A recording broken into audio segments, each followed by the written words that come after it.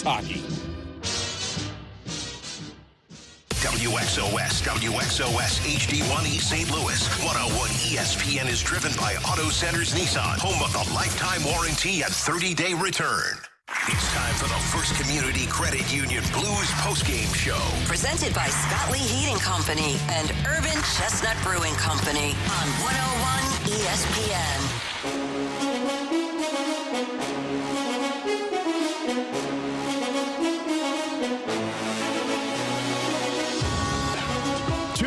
Final score as the Blues snap their losing streak at 2 games, pull themselves back into the win column, and probably the grittiest win that they have had this season. Welcome, everyone, into our extended post-game coverage, the fourth period, here on your home for the Blues 101 ESPN. Along with our producer, Jordan Deacon, I'm Alex Ferrario, as the Blues take down the Ottawa Senators 2-1. Joel Hofer stopping 41 of 42 Ottawa shots. He nearly scores a goal and also defends his teammates, and in my opinion, could be a spark for this Blues team if they were to start to string some more confident hockey together. But that's in just a little bit. We'll talk about that in our soundbite of the night. We'll also hear from Jim Montgomery, and we'll have our final look. And by the way, we're live up on our YouTube channel at 101 ESPN STL, so head on over there. You can join in on the conversation on the comment side of things, or you could tweet me at Ferrario101 ESPN. But we got lots to discuss after a Blues winner. Let's dive right into it. It's time for tonight's 3 takeaways. Let it snow. Presented by Ted Drew's Christmas Trees, where tradition tastes great and the holidays feel right at home. Look, you got to start with Hofer. I mean, the obvious takeaway in this one was how elite your goaltender was. And, I mean, with the exception of that power play goal that, like, look, you play with fire that much, you're going to get burned. When you give 7 power play opportunities to the opponent, but still, I mean, with Joel Hofer seeing 15 shots in that first period as the Blues were on the penalty kill for 8 minutes of that 20 minutes, on top of that, you lose your offense with Jordan Kyrou. You spend essentially the entire first period in your own end, and you shut it down. Ottawa was just depleted at that point. I mean, there was a play where Claude Giroux went in on a breakaway, and he tried to beat Joel Hofer, and he missed the shot. The puck bobbled a little bit, but he missed the shot, and he dropped a couple of F-bombs afterwards. That's when you know the goalie's in a team's head. And that's what Ottawa was tonight. And then in the second period, I thought the Blues did a much better job. Give the Blues props as well defensively for how they played. You know, I really think for the most part, they kept things to the outside, not allowing a whole lot of stuff in the middle of the ice, specifically on the penalty kills, as, boy, they were just forcing Ottawa to take shots everywhere. It wasn't until that 7th power play that they finally broke through in the middle of the ice. But you had Joel Hofer making a few high-danger chance saves, but more than anything, he was just there. You know, Mike Kelly of NHL Network and Sports Logic Analytics Department was on the broadcast with Curbs and Joey, and he talked about how elite Joel Hofer has been in those cross-ice saves, going from post to post through the middle of the ice, and he made 3 of those tonight. He saw 17 shots in the third period. They had the goalie pulled for about 4 of them. Commitment from the players, that was a big part of it, but Joel Hofer coming up with some massive saves, and I tweeted this one out at Ferrario101 ESPN. He has now stopped 41 of 42 in this hockey game. Since the month of November, he has stopped 253 of 274 shots, which is good for a .923 save percentage. So among qualified goaltenders who have started 7 or more games in the NHL since November 1st, because there's some goalies that only started 1 or 2, came in relief, and their numbers are padded a little bit. But of goalies that have started 7 or more games, Joel Hofer started his 8th tonight. He ranks 8th, or in a tie for 8th, best save percentage in the National Hockey League. Now, I know what a lot of people's reaction to that is. I already saw it on Twitter a couple of times. I've seen it on our YouTube channel. Goalie controversy. To me, take the word controversy out of it. There's no controversy. You're playing your hot goaltender. That's what this really comes down to. I don't agree with Joey. Like, I don't think Joel Hofer starts that game tomorrow night. If he does, I would be surprised. You saw a lot of work, and you're on a bus. Like, that doesn't bode well for a goalie who's going to be sitting for the next few hours, going to sleep later, rather than a goalie who's prepared to play. And frankly, you'd expect Jordan Binnington to have his best stuff tomorrow to follow up what Joel Hofer just did tonight. Now, he's going to get a worn-out team in front of him. He's going to get a team that does not have Jordan Kyrou on the ice. So there's going to be a little bit of wear and tear that Jordan Binnington's going to have to step his game up. But this is why I don't call it controversy. You play the goalie. That's why you have two goalies. That's why every successful team in the National Hockey League has two goalies. When one of your goalie hits a rut, goes through a struggle, or frankly needs a little bit more rest, you lean on the other one. I think a couple of great examples on this is what the Dallas Stars do with Jake Ottinger and Casey DeSmith. It's what the Colorado Avalanche have been doing with Wedgwood and Blackwood. Like, if you've got two great goalies, you play both of them. So, yeah, I wouldn't be surprised if they ride Joel Hofer for a majority of these hockey games. But also, look at the schedule. Like, they got a back-to-back next week, if I'm not mistaken. They got a back-to-back the week after, back-to-back next week. That's travel-induced. You go to Nashville, then you come back home to Chicago. A back-to-back the following week. You play a lot of hockey over the next 2 weeks before the Christmas break. So, yeah, I expect to see a lot more Joel Hofer. And frankly, you should be playing more Joel Hofer if they're playing this well. Second takeaway for me tonight, and it's a negative one. Man, it's brutal to lose Jordan Kyrou. Update from Jim Montgomery, and we're going to hear from Jim Montgomery in our next segment, but an MRI is going to be needed for Jordan Kyrou, so it's day-to-day as of now. Essentially, he'll be reevaluated tomorrow once he has his MRI, which, Curbs and I have had these conversations before. Anytime the word reevaluated is used, you never like to hear that. You don't like the fact that he had to hold on to his knee immediately and had to be helped off the ice. I won't speculate this, but I can't imagine he's going to be playing tomorrow, which means you're going to have to dig deep for goalies or for goal scoring. And I think tonight showed you the prime example of how this team is going to have to score. We'll talk about that in just a moment for our third takeaway. But second takeaway, look, it's going to be brutal losing Jordan Kyrou. You're already without Snuggerud. You're without Walker. You're without Toropchenko. You're now without Jordan Kyrou. 2 in your top 6, 4 players that are a part of identity lines. And I can call Jordan Kyrou a piece of an identity line because for the longest time, Kyrou and Holloway have been paired together with no matter what center they have. And now you don't have it. Further now, we'll wait and find out what the MRI announcement is tomorrow. My assumption is we'll be talking more about Jordan Kyrou tomorrow once we get a further update on him. But that's a brutal loss for the Blues because you need guys who can score with a flick of their wrist. So that leads me to my third takeaway. This was the performance that I would imagine every single player is going to look at what Jake Neighbors did and said, if I want more ice time, I'm going to do what Jake Neighbors does. Like tonight, Jake Neighbors played 15 minutes and 15 seconds.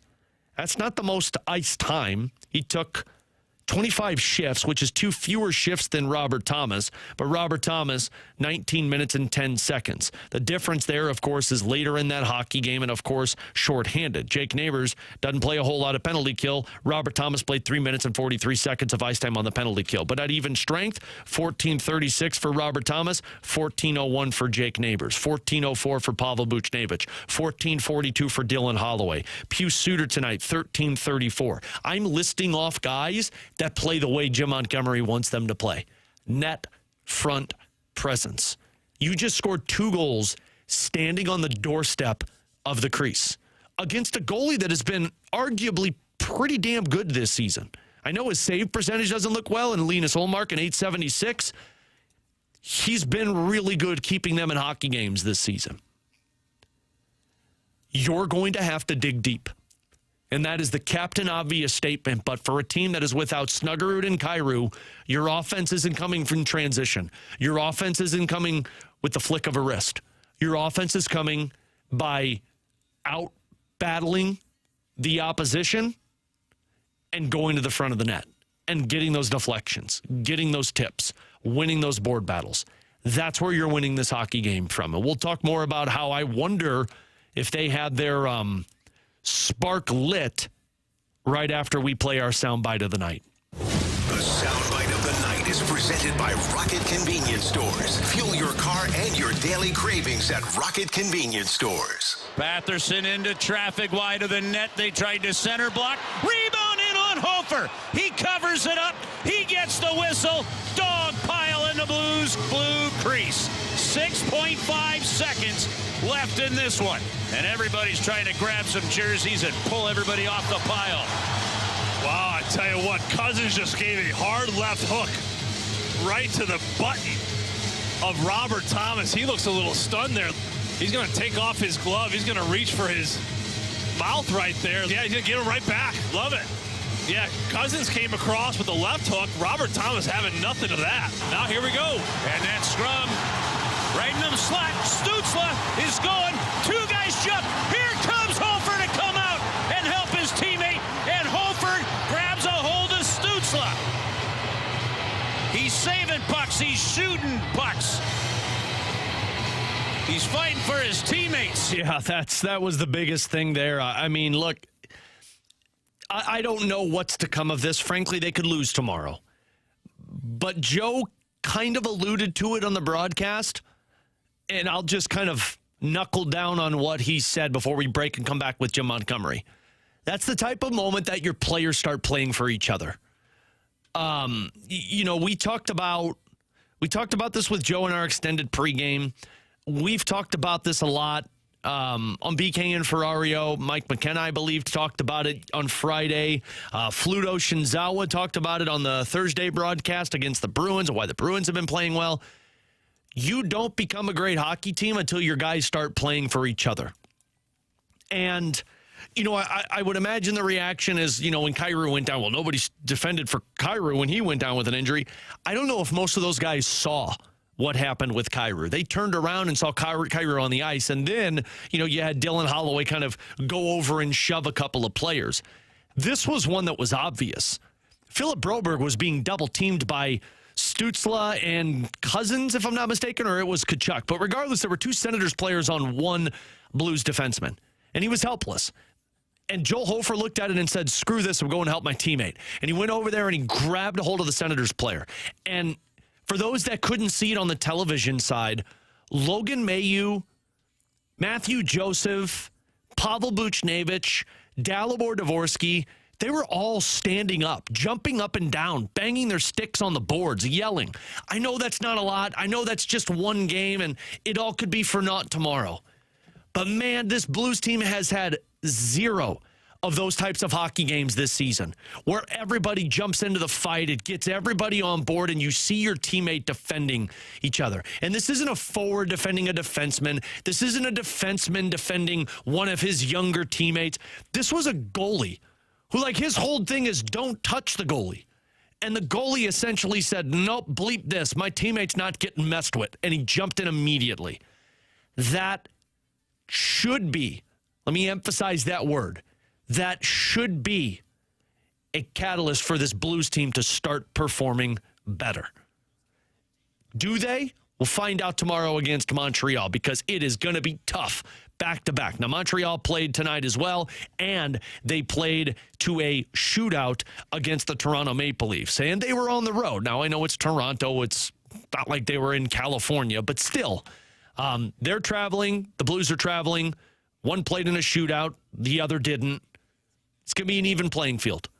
What do the Blues look like against this Montreal Canadiens team? We'll find out tomorrow. But we're going to still hear from Jim Montgomery on the other side. That and our final look as we continue here on our fourth period on your home for the Blues 101 ESPN.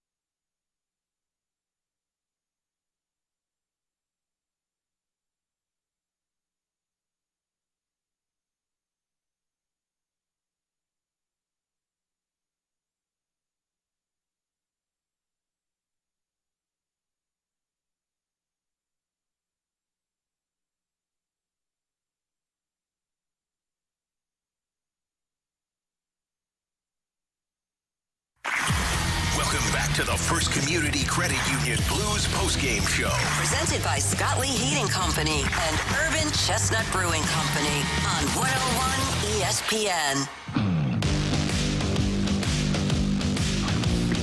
I was just looking at this with our producer, Jordan Deacon, of, the goalie schedule the rest of the way. And again, I'm not calling this a controversy, so please stop using the word controversy. I think this is just, 1A, 1B.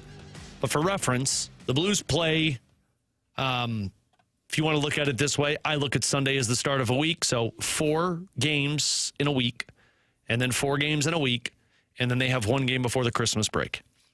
There's 2 sets of back-to-backs, 1 this week, 1 next week. It's a lot of hockey. Barring Binnington not playing to the level that we've seen Joel Hofer play over this last stretch. And somebody asked what Binnington's numbers have been since November 1st, an .885 save percentage. So, 51st in the NHL. You go Binnington tomorrow. I don't think, I'm not playing Hofer in that game. That's just, he had too much work tonight. Binnington tomorrow. And then I'd go Hofer against Boston and then Hofer against Nashville. Start of a back-to-back. And then Binnington gets that Chicago Blackhawks game when they come back home. Binnington played versus Boston already. It's on the road against Nashville. I'd just go Hofer to pick up wins.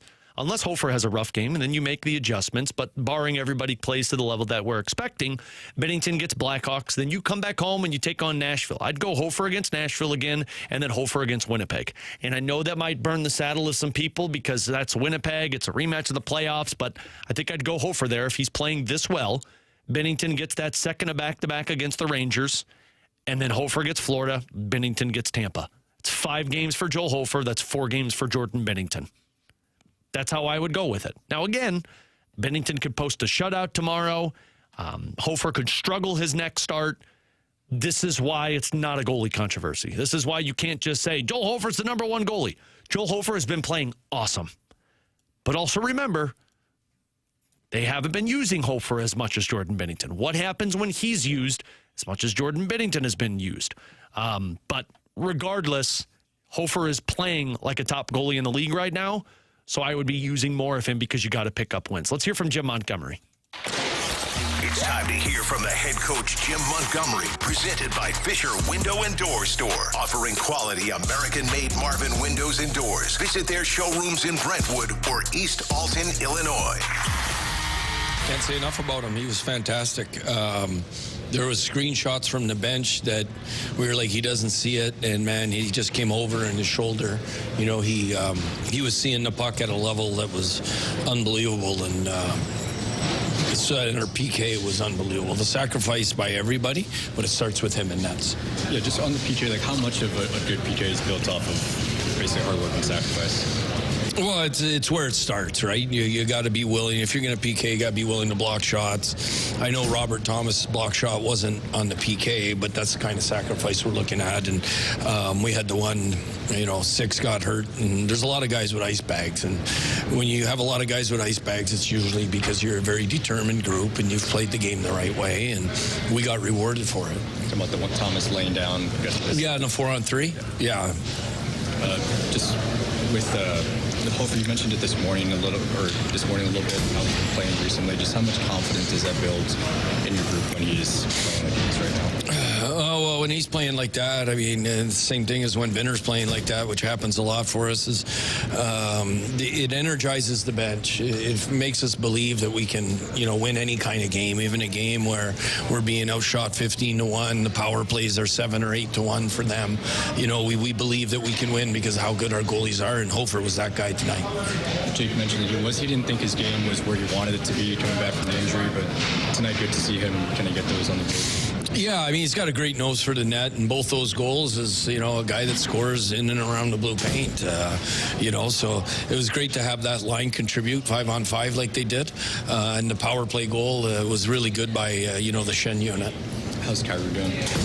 Kairu's doing okay. I think he's day-to-day right now. We'll have more when we get a picture on him. At the most, we think it's a week to 10 days, but we got to get an MRI when we get back just to make sure. It's time to take a look back at tonight's game with the final look. Driven by Pure Performance. Only stop for all your aftermarket vehicle needs. Hey, if it's a week to 10 days, I'll take that for Jordan Kyrou. That looked like it was going to be bad. That looked like it was going to be surgery bad. And if we're talking a week to 10 days, and again, they got to get an MRI. They'll find out more, but it's at least an optimistic tone from Jim Montgomery on Jordan Kyrou. And look, he was talking about Jake Neighbors there. He's talking about Joel Hofer as we hit the final look tonight. That's it. One, you got to have your goalie make the saves. So we're not asking the goalie to go out there and just dominate from start to finish and just make 40-plus saves every single night. But a goalie makes a couple of big saves. It makes the team think they can win. And it is an area that the Blues have struggled with. This goes back into that effort thing we talked about with Joey. Joey doesn't believe that when Jim Montgomery talks about effort, that it's a physical effort, it's a mental effort. And he said a lot of that happens when you find yourself trailing. And I know the Blues have led a lot and then trailed. That's where they need the saves. They need the saves from the goalie that makes them believe, hey, we can stay in this thing, or hey, we're in this thing. But they also need guys to do what Jake Neighbors did. Jim Montgomery said it a few games ago where he's like, I need more guys to have faces that look like Jake Neighbors and Oscar Sundqvist's. That's what they need. If they're going to score goals in this league, they're going to have to do what Jake Neighbors did. You stand in front of the net and you park and you wait for your chance.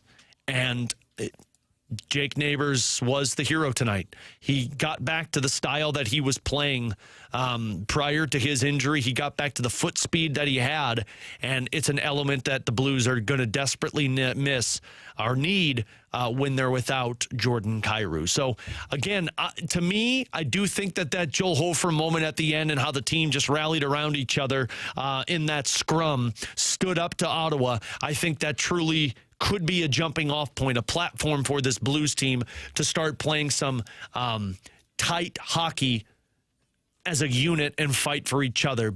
But they got to back it up. And to back it up, you got to go out there and beat the Montreal Canadiens. You got to put the same performance into that one, the same that you had tonight against Ottawa, which is not an easy ask when you play back-to-back as physical and grueling of a game this was.